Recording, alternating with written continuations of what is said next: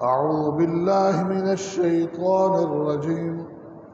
مثل الذين ينفقون أموالهم في سبيل الله كمثل حبة أنبتت 7 سنابل في كل سنبلة 100 حبة والله يضاعف لمن يشاء والله واسع عليم.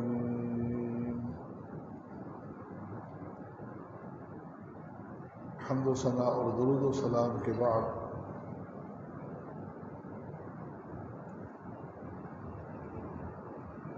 قیامت کے دن ہونے والے سوالات بالترتیب آپ کے سامنے تفصیل کے ساتھ رکھے جا رہے تھے. 5 سوالات میں سے 3 سوالات کی وضاحت آپ کے سامنے ہو چلی ہے.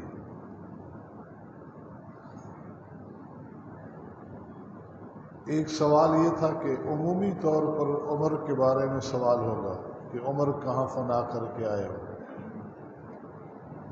دوسرا جوانی کے متعلق عمر کے اس خاص حصے کے بارے میں کہ جوانی کو کہاں تم نے پرانا کیا.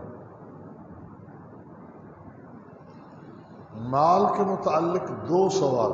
پہلے سوال کی وضاحت ہو چکی ہے کہ من این اکتسبہ ہو، مال کہاں سے کمایا، کیسے کمایا. تو آمدنی کے کون سے ذرائع جائز اور کون سے ناجائز، اس عنوان پر بھی خاصی وضاحت آپ کے سامنے آ چکی ہے. مال کے بارے میں دوسرا سوال اور عمومی طور پر چوتھا سوال وفیما انفقہ، وہ یہ ہے کہ مال خرچ کہاں کیا. مال کے متعلق جس طرح عمر کے بارے میں 2 سوال ہیں عمومی طور پر کہ پوری زندگی کا ایک محاسبہ ہے اور ایک جوانی کے متعلق خاص اس مرحلے کے بارے میں محاسبہ ہے، ایسے ہی مال کے متعلق بھی 2 سوال ہیں. مال جمع کیسے کیا، آمدنی کے ذرائع بتاؤ، اور دوسرا پھر اسے خرچ کیسے کیا.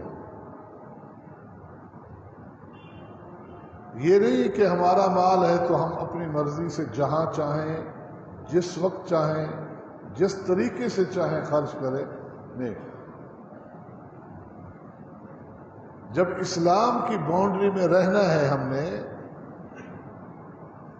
تو اپنے تمام تر معاملات کو اسلامی تعلیمات کے مطابق ڈالنا ہے.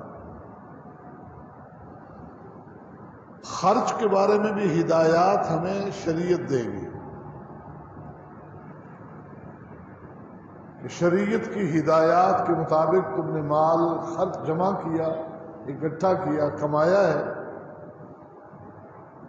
تو اب خرچ بھی کرنا ہے. تو شریعت نے جو حقوق متعین کیے ہیں، جو راہیں اور راستے دیے ہیں، ان کے مطابق، کیونکہ دین اسلام کی حدود میں، باؤنڈری میں ہم نے رہنا ہے. احکامات اللہ کے اور رسول اللہ صلی اللہ علیہ وسلم کی تفصیلات.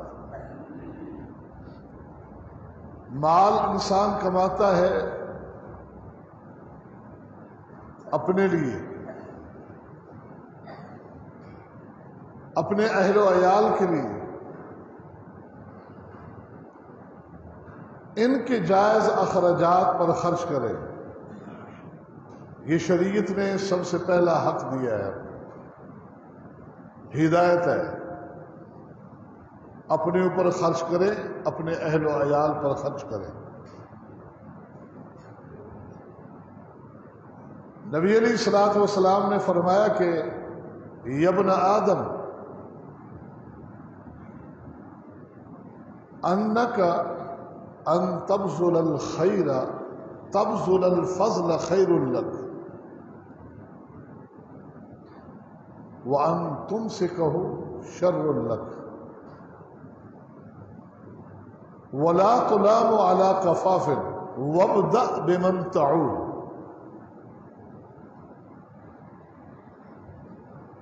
اے اولاد آدم، تیرے حق میں بہتر ہے کہ مال جو تمہاری ضروریات سے بچ جائے اسے خرچ کر دو. تمہارے حق میں یہ بہتر نہیں ہے کہ جو تمہاری ضروریات سے مال بچ جائے اسے روکے رکھو. ہاں، ایک وہ شخص لا تلام علی کفاف، اتنا آمدنی ہے کہ اس کے اخراجات پورے چل رہے ہیں، اور وہ شخص مزید صدقات و خیرات نہیں کرتا تو اس کی کوئی گرفت نہیں ہے. اس کے اللہ کے علم میں ہے کہ یہ اتنا ہی کما رہا ہے جو ان کے اخراجات ہیں ذاتی، جائز طریقے سے وہ حل ہو رہے ہیں. وَابْدَأْ بِمَنْ تَعُولُ، خرچ کرنے کا آغاز جو ہے وہاں سے کرنا ہے. تو نے ان پر خرچ کرنا ہے، ان جگہوں پر خرچ کرنا ہے جن کا نان و نفقہ، جن پر خرچ کرنا اللہ تعالیٰ نے آپ کی ذمہ داری لگائی ہے، جو آپ کے عیال ہے. آپ کا اپنا نفس ہے، آپ کی بیوی ہے، آپ کے بچے ہیں، آپ کے والدین ہیں، یہ عیال ہیں آپ کے. انہیں بھوکا رکھ کر آپ دوسروں کو کھلانے جائیں گے، آپ کی وہ نیکی تصور نہیں کی جائے گی. وَابْدَأْ بِمَنْ تَعُولُ، پہلا حق آپ کے اپنے اہل و عیال کا ہے. یہ کفاف جو کہا، یہ لا تلام علی کفاف، وہ یہ ہے کہ جو اتنا کماتا ہے کہ اپنے اور اپنے اہل و عیال پر خرچ کرتا ہے، پورا ہو جاتا ہے. تجھے کوئی صدقہ مزید کرنے کی اسلام ترغیب نہیں دے رہا، تیرے لیے کوئی اور حکم نہیں ہے، تو یہی کر رہا ہے تو کامیاب ہے. یہ کفاف ہے. ہاں، البتہ اس حوالے سے چند ہدایات کو سامنے رکھا جائے تو اہل و عیال پر اپنے اوپر خرچ کرنا وہ بھی کس طریقے سے ہے. آپ کا مال گارے اور مٹی میں خرچ ہو تو وہ مبارک نہیں ہے. عالی شان مکان ہم جو بناتے ہیں، رہائش گاہیں بناتے ہیں، بنائیں، ناجائز نہیں ہے، اللہ نے توفیق دی، لیکن اس مال کو مبارک نہیں کہا گیا، اس میں برکت نہیں ہے. نبی علیہ السلام نے اس کے لیے برکت کی دعا نہیں کی ہے جو تعمیر مکانات پہ ہم لگائے. گھر میں ضروریات سے زیادہ چیزیں، فرمایا اتنا رکھو کہ ایک مہمان آ گیا، 2 مہمان آ گئے، ان کے لیے ہو سکے. بستر ہے، اس سے زیادہ گھر کے اندر آپ کی ضروریات سے زیادہ ساز و سامان رکھے ہوئے ہیں، یہ مبارک نہیں، یہ تیرے گھر کی برکت کو ختم کرنے کی چیزیں. تو یہ ہدایات بھی ہمیں بتاتی ہیں کہ اپنے اوپر اور اہل و عیال پر خرچ بھی کس ترتیب سے کرنا ہے. وَابْدَأْ بِمَنْ تَعُولُ، حقوق ہیں. تیرے ہاتھ میں ایک صدقہ ہے، تو چاہے تو یہ اللہ کے راستے میں کسی غریب، مسکین، مستحق، نادار کو دے دے، جہاد فی سبیل اللہ مسجد مدرسے میں دے دے، یا اپنی اولاد کی تربیت پہ خرچ کرے. کہا اپنی اولاد پہ تربیت پہ خرچ کرنا تیرے لیے بہتر ہے اس سے کہ تو اسے جہاد فی سبیل اللہ میں دے یا مسجد مدرسے کے چندے میں دے. اپنی اولاد پہ خرچ کر، اس کا جو جائز مطالبات ہیں پورے کر، اور اس کی تربیت کے جو تقاضے ہیں وہ پورے کریں۔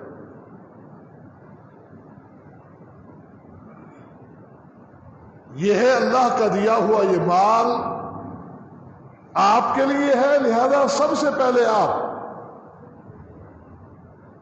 اپنے لیے کمایا ہے تو سب سے پہلا آپ کا اور آپ کے اپنوں کا پہلا حق ہے۔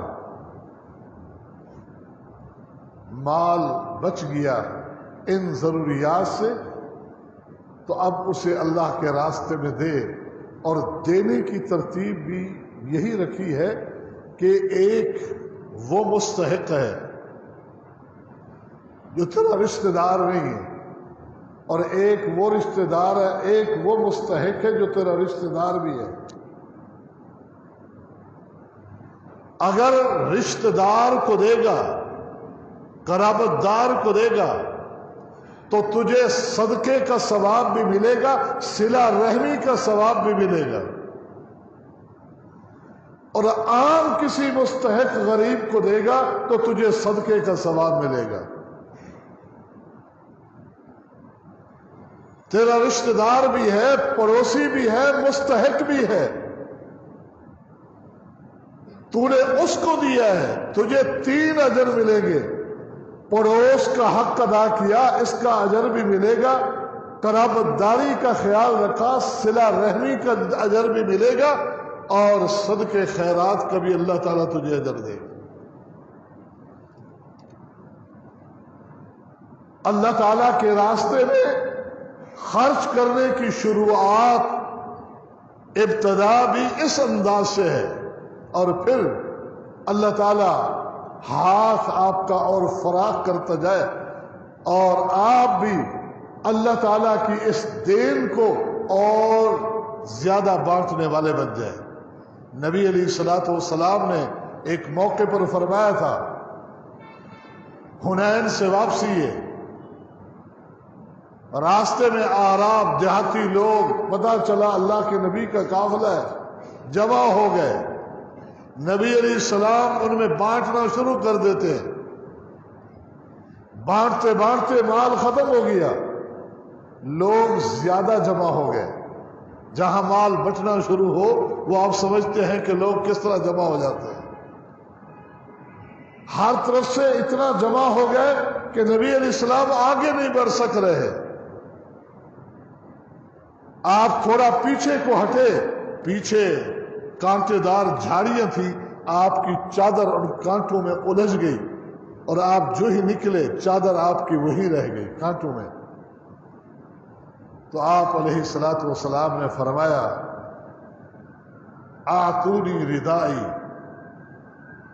آتونی ردائی، میری یہ چادر دو مجھے، اور سنو، لو عددو هذه العزا نعمة لقسمته بينكم ثم لا تجدوني بخيلا ولا جبانا ولا كذوبا۔ اللہ کی قسم، آج اگر ان جھاڑیوں کے پتوں اور کانٹوں کے برابر بھی میرے پاس جانور ہوتے، میں سارے تم میں تقسیم کر دیتا، تم مجھے بخیل و بزدل نہ پاتے۔ میں سخی ہوں، میں بہادر ہوں، میں سچا ہوں، میرے پاس مال ختم ہو گیا، اگر ان جھاڑیوں کے پتوں اور کانٹوں کے برابر بھی میرے پاس مال ہوتا، جانور ہوتے، اونٹ ہوتے، سارے میں اللہ کے راستے میں تقسیم کر دوں۔ یہ نبی علیہ الصلوۃ والسلام کی سخاوت ہے۔ فرمایا، ابو ذر احد پہاڑ دیکھا ہے؟ جی ہاں اللہ کے نبی۔ ابو ذر فرماتے ہیں، میں نے سورج کو بھی دیکھا کہ غروب ہونے میں کتنی دیر باقی ہے، کہ شاید اس طرف اللہ کے نبی مجھے کسی کام سے بھیجنے والے ہیں۔ پوچھ رہے نا کہ احد دیکھا ہے؟ جی ہاں احد دیکھا ہے۔ تو میں نے دیکھا کہ دن کتنا باقی ہے کہ آپ کسی کام کے لیے بھیجنا چاہتے ہیں۔ پھر فرمایا، اگر اللہ تعالی اس احد پہاڑ کو بھی میرے لیے سونا بنا دے، میں شام سے پہلے اس کو تقسیم کر دوں گا، پورے پہاڑ کو تقسیم کر دوں گا۔ ہاں، کسی قرض لینے والا نے قرض لینا ہے وہ نہیں ہے، اس کا وہ دینار و درہم رکھ چھوڑوں گا کہ وہ آئے تو اس کو دے دوں، نہیں تو سارا مال یہ احد پہاڑ بھی سونا بن جائے، اس کو اللہ کے راستے میں خرچ کر دوں گا۔ اور عملاً کیا بھی کہ صحابہ کہتے ہیں کہ ایک دن نبی علیہ السلام نے نماز عصر پڑھائی، عصر کی نماز پڑھائی، سلام پھیرا، السلام علیکم ورحمۃ اللہ، السلام علیکم ورحمۃ اللہ، اور جلدی سے کھڑے ہو گئے اور لوگوں کی گردنیں پھلانگتے ہوئے اپنے گھر تشریف لے گئے۔ لوگ پریشان ہوئے کہ یہ آپ کے معمول کے خلاف ایسا ہوا ہے، وجہ کیا ہو سکتی ہے؟ اب آپ نے خود نہیں بتایا، سوال کرنے سے بھی گھبراتے تھے کہ کہیں یہ سوال کرنا ہمارا بے ادبی اور گستاخی میں شمار نہ ہو جائے، لیکن کوئی صحابی اپنی جگہ سے ہٹا نہیں، بیٹھے ہوئے۔ نبی علیہ السلام جاتے ہوئے ان کے تعجب کو بھانپ گئے تھے۔ تھوڑی ہی دیر گزری، آپ جلوہ افروز ہوئے سامنے آئے اور فرمایا کہ تم سوچتے ہوگے کہ خیریت تو تھی؟ جی ہاں اللہ کے نبی، ہم پریشان بیٹھے ہیں۔ فرمایا کہ سونے کی ایک ڈلی تبر میرے گھر میں رکھی تھی، مجھے نماز میں یاد آئی۔ امام بخاری نے کیا استدلال لیا ہے اس سے؟ باب باندھا ہے صحیح بخاری میں کہ نماز میں ادھر ادھر کے خیالات کا آ جانا انسان کے اپنے بس میں نہیں، آ جاتے ہیں، نماز نہیں ٹوٹتی۔ دیکھو اللہ کے نبی کو بھی خیال آ گیا، فرمایا میں نماز میں تھا، مجھے خیال آیا، یاد آیا کہ سونے کی ڈلی میرے گھر میں رکھی ہے، اور میں یہ نہیں چاہتا کہ یہ مال، یہ سونا آج رات میرے گھر میں گزارے، اس لیے میں جلدی سے گیا، عائشہ سے کہہ دیا کہ شام ہونے سے پہلے پہلے اس کو تقسیم کر دے، اس کو بانٹ دے، اس کو تقسیم کر دے۔ یہ آیت کریمہ قرآن مجید کی سورۃ البقرہ آیت نمبر 261 آپ کے سامنے پڑھی ہے۔ یہ پورا رکوع اور اس سے اگلا رکوع بھی اسی مضمون پر مشتمل ہے۔ اللہ تعالیٰ فرما رہے ہیں مثل الذین ينفقون اموالهم فی سبیل اللہ کمثل حبۃ انبتت سبع سنابل فی کل سنبلۃ مئۃ حبۃ واللہ یضاعف لمن یشاء واللہ واسع علیم۔ ان لوگوں کی مثال جو اپنا مال اللہ کے راستے میں خرچ کرتے ہیں، اس دانے کی طرح ہے کہ جو دانہ ایک کاشتکار زمین میں ڈالتا ہے اور وہ دانہ اس سے 7 بالیاں نکلتی ہیں، 7 سٹے پیدا ہوں، اور ہر سٹے اور ہر بالی میں 100 دانہ ہو۔ وہ مال جو اللہ کے راستے میں خرچ کرتے ہیں، فرمایا اس کی مثال اس دانے کی طرح ہے کہ جس سے 7 بالیاں اگی اور ہر بالی میں 100 دانہ، یعنی ایک کے بدلے 700 گنا اللہ رب العالمین اجر بڑھا کے دیتا ہے۔ آگے فرمایا واللہ یضاعف لمن یشاء، اللہ جس کے لیے چاہتا ہے اس سے بھی اجر بڑھا دیتا ہے، 700 سے بھی زیادہ بڑھا دیتا ہے۔ اللہ کے راستے میں خرچ کرنا، بعض مفسرین نے اس انفاق فی سبیل اللہ کو جہاد کے ساتھ خاص کیا ہے، لیکن راجح موقف یہ ہے کہ خیر کے سارے کام وہ فی سبیل اللہ ہے۔ امام بخاری نے باقاعدہ اس آیت پر بام باندھ کر حج بیت اللہ کو بھی فی سبیل اللہ میں شامل کیا ہے، اور اس لیے صحابہ کے تابعین کے اقوال سے یہ بھی ثابت کیا ہے کہ کسی مستحق کو مال زکوٰۃ میں سے حج بھی کروا سکتے ہیں۔ مثل الذین ينفقون فی سبیل اللہ کمثل حبۃ انبتت سبع سنابل فی کل سنبلۃ مئۃ حبۃ واللہ یضاعف لمن یشاء واللہ واسع علیم، اور اللہ بڑی ہی وسعت والا ہے۔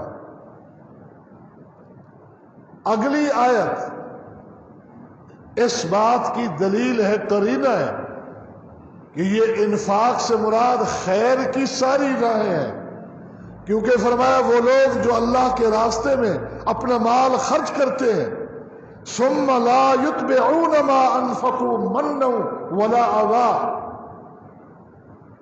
پھر اپنے خرچ کیے کے پیچھے من اور اذى کو نہیں لگاتے، کہ جن کو مال دیا احسان جتلاتے رہے، تیرے ساتھ یہ تعاون تو کیا تھا، فلاں موقع میں تجھے یہ دیا تھا، اپنے اس احسان کو جتلاتا ہے، ولا اذا، اور اس کو تکلیف پہنچاتا ہے، ایذا، احسان جتلا کر بھی تکلیف پہنچاتا ہے، اور کبھی اس کا دیے کا تذکرہ لوگوں کے سامنے کر کے بھی اس کو تکلیف پہنچاتا ہے، کہ لوگ پھر کہتے ہیں اچھا تو نے فلاں سے مال لیا ہے، فلاں نے دیا، تجھے اس کو تکلیف ہوتی ہے، شرمندہ ہوتا ہے۔ کبھی خرچ کر کے پھر اس سے کام لیتا ہے، اور اس کام کی اجرت نہیں دیتا، اب وہ یہ سوچ کر کہ اس نے میرے پر احسان کیا ہے، اس تکلیف کو برداشت کرتا ہے۔ فرمایا اس خرچ کرنے سے بہتر ہے کہ اچھے انداز سے معذرت کر لیا کرو، کیونکہ یہ مال بھی دیتے ہو، گناہ لیتے ہو، خرچ کر کے بھی گناہ گار بنتے ہو، اس سے بہتر ہے اچھے انداز سے معذرت کر لیا کرو، مستحقین سے نہ دیا کرو، دے کر اگر احسان جتلانا ہے، تکلیف پہنچانی ہے تو وہ لوگ جو اللہ کے راستے میں اپنا مال خرچ کر کے نہ تو احسان جتلاتے ہیں نہ ہی تکلیف دیتے ہیں ان کو، لہم اجرہم عند ربہم، ان کا رب انہیں کتنا اجر دینا چاہتا ہے وہ رب ہی جانتا ہے، وہ رب ہی جانتا ہے کہ اللہ ان سے کتنا خوش ہو چکا ہے اور ان کو کتنا اجر دینے والا ہے، وہ 700 گناہ کر کے دینے والا ہے یا اس سے بھی زیادہ بڑھا چڑھا کے دینے والا ہے، وہ اللہ ہی جانتا ہے۔ وَلَا خَوْفٌ عَلَيْهِمْ وَلَا هُمْ يَحْزَنُونَ، پہلی نشانی تو قیامت کے دن نمودار ہو ہی جائے گی، جب اٹھیں گے قبر سے تو پر امن ہوں گے، نہ کوئی خوف ہوگا اور نہ کوئی غم ہوگا۔ قول معروف ومغفرۃ خیر من صدقۃ یتبعها اذى واللہ غنی حلیم، یہ وہی بات ہے کہ دے کر احسان جتلاتے ہو، تکلیف پہنچاتے ہو، تو اس سے بہتر ہے کہ اچھے انداز سے معذرت کرو۔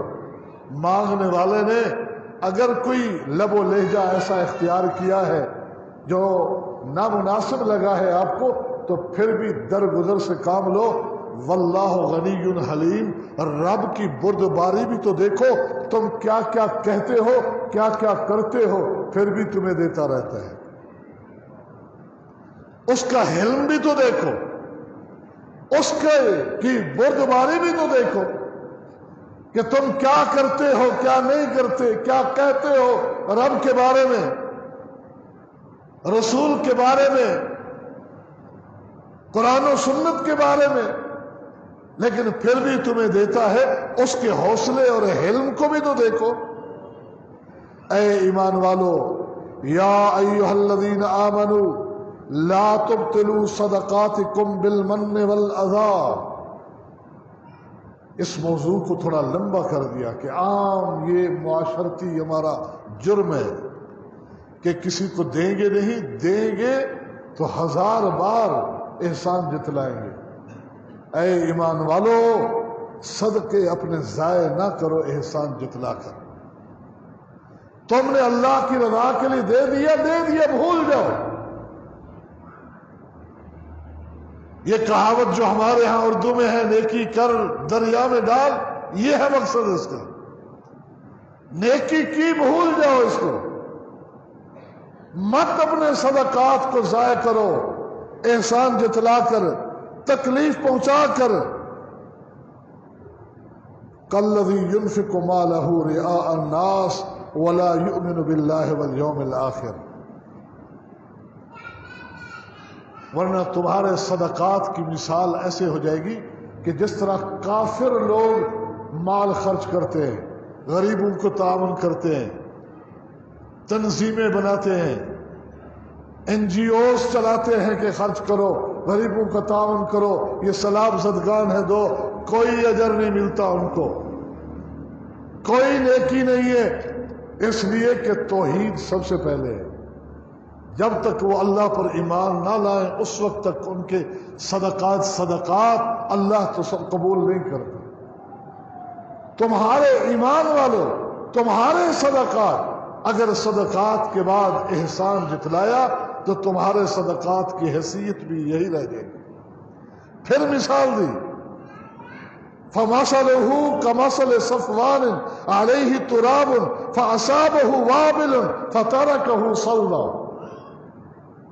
ایک چٹان ہو چکنی، اس پہ مٹی اور غبار آ جائے، موسلادھار بارش آئے اوپر سے تو وہ مٹی اور غبار اسی وقت اتر جاتا ہے، وہ چٹان سخت، وہ اپنی اصلی حالت میں باقی رہ جاتی ہے، غبار فوری طور پر ختم ہو جاتا ہے۔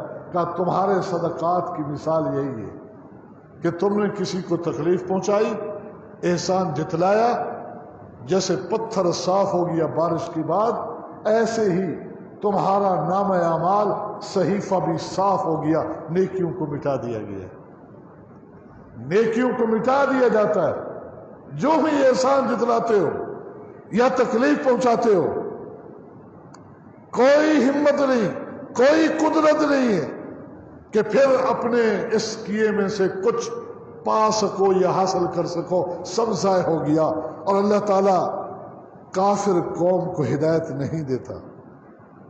وَمَثَلُ الَّذِينَ يُنْفِقُونَ أَمْوَالَهُمُ ابْتِغَاءَ مَرْضَاتِ اللَّهِ، اور جو لوگ اپنے مال اللہ کی رضا کو حاصل کرنے کے لیے خرچ کرتے ہیں کہ رب ہمارا راضی ہو جائے، وَتَثْبِيتًا مِّنْ أَنفُسِهِمْ، اور اپنی بھی خوشی سے خرچ کرتے ہیں۔ تثبیت من انفسہم یہ ہے، یہ نہیں کہ مال خرچ کر دیا پھر پچھتاوا ہو رہا ہے، یار نہ کرتا تو اب یہ ہو جائے گا، فلاں ہو جائے گا، بڑی غلطی کی، پریشان ہو رہا ہے، گیا اجر، گئی نیکی۔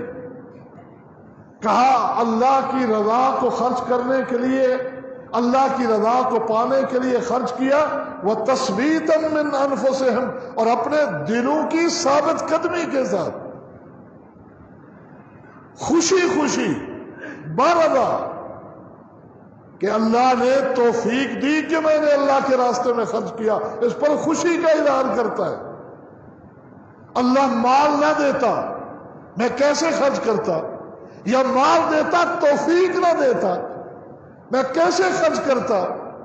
مال دیتا اور غلط جگہ پہ شیطان خرچ کروا دیتا، کیا ہوتا؟ وہ اللہ کا شکر ادا کرتا ہے کہ اللہ تو نے مجھ سے اتنا مال قبول فرما لیا ہے، اچھے راستے میں خرچ کرا دیا ہے۔ وَتَثْبِيتًا مِّنْ أَنفُسِهِمْ كَمَثَلِ جَنَّةٍ بِرَبْوَةٍ أَصَابَهَا وَابِلٌ فَآتَتْ أُكُلَهَا ضِعْفَيْنِ فَإِن لَّمْ يُصِبْهَا وَابِلٌ فَطَلٌ۔ اس کی مثال تو اس باغ کی ہے جو ایک بہترین جگہ پر ہو اور جب اس کو موسلادھار بارشیں پہنچتی ہیں وہ ڈبل پھل دیتا ہے، ڈبل پھل دیتا ہے. اور اتنی عمدہ زمین، اتنی عمدہ زمین کہ اگر بارش نہ بھی ہو تو شبنم پر بھی فصلیں تیار ہو جائیں، شبنم پر بھی فصلیں تیار ہو جائیں، پھل تیار ہو جائے.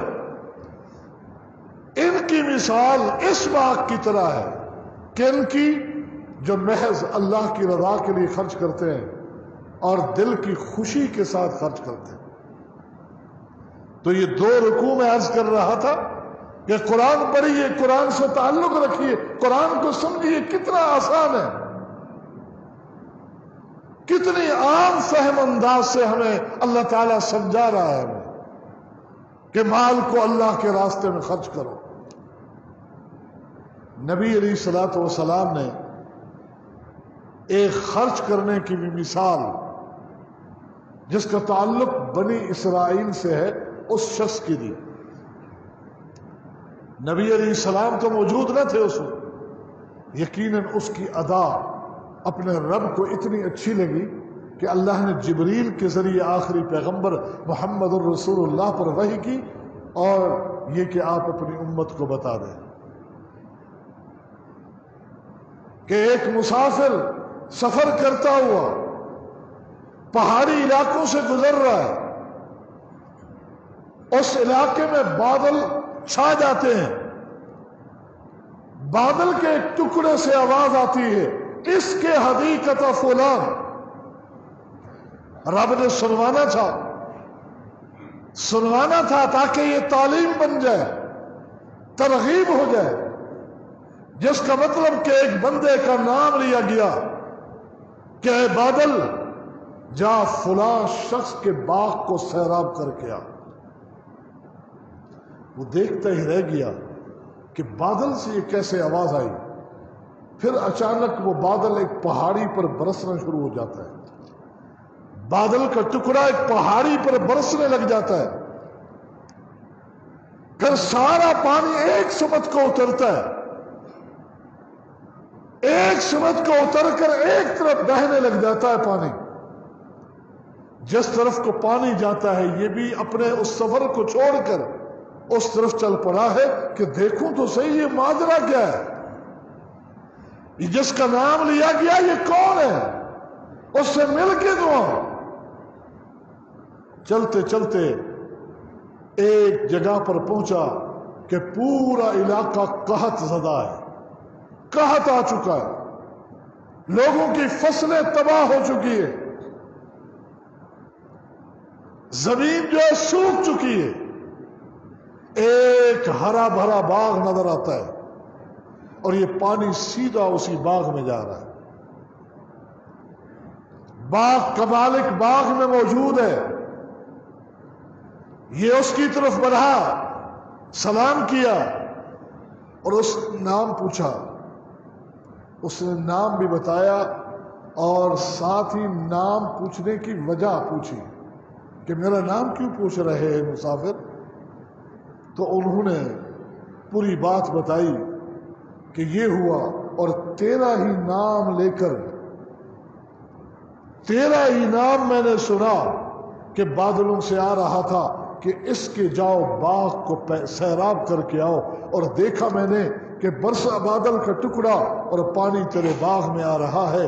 تو بتا تو عمل کیا کرتا ہے، تو عمل کیا کرتا ہے کہ پورا علاقہ قحط زدہ ہے اور تیرے اوپر رب کی اتنی بڑی عنایت، عمل کیا ہے تیرا؟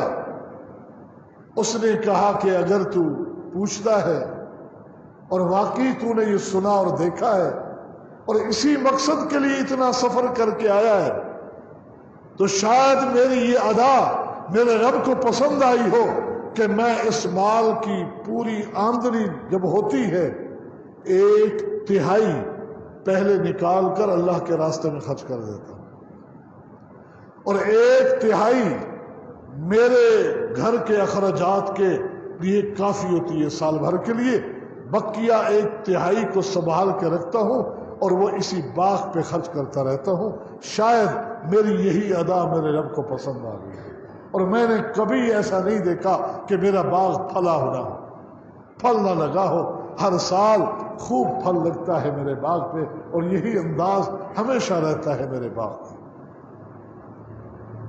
تو اللہ رب العالمین کے ساتھ ہمارا تعلق ہونا چاہیے۔ انفاق فی سبیل اللہ، اللہ کے راستے میں ہم خرچ کریں اس لیے نہیں کہ دنیا میں زیادہ لیں، خرچ کریں اللہ کی رضا کو پانے کے لیے کہ رب راضی ہو جائے۔ پھر جب وہ راضی ہو جاتا ہے تو دنیا میں بھی دیتا ہے، آخرت میں بھی دیتا ہے اپنی ترتیب سے۔ محض دنیا کی نیت سے ہی خرچ کیا تو دنیا دے گا، لیکن ما لہم فی الآخرۃ من خلاق، کہا جو اس نیت سے خرچ کرتے ہیں کہ دنیا ملے، مانگتے ہیں صرف دنیا، تو پھر دنیا جب دے گا آخرت میں کوئی حصہ نہیں۔ وَمِنْهُمْ مَنْ يَقُولُ رَبَّنَا آتِنَا فِي الدُّنْيَا حَسَنَةً وَفِي الْآخِرَةِ حَسَنَةً، اور کچھ ایسے ہیں جو کہتے ہیں اللہ دنیا میں بھی دے لیکن اچھا دے، حرام نہ دے، آخرت بھی دے، خوبصورت دے، اور ہمیں آگ کے عذاب سے بچا۔ فرمایا انہیں دنیا میں تو دوں گے ہی، لیکن آخرت تو ان کا ہی مقدر میں نے رکھ دی ہے، ان کا ہی نصیب بنا دی ہے۔ تو انفاق فی سبیل اللہ، مال کہاں خرچ کیا، ایک سوال ہے ہمارے ذہن میں۔ یہ سوال بھی ہونا چاہیے کہ قیامت کے سوالات میں سے ایک سوال یہ ہے کہ جو مال کمایا تھا وہ خرچ کہاں، کیسے، کس وقت کیا تھا۔ اللہ تعالی ہمیں صحیح طریقے سے خرچ کرنے کی بھی توفیق عطا فرما دے۔ وآخر دعوانا ان الحمد للہ رب العالمین۔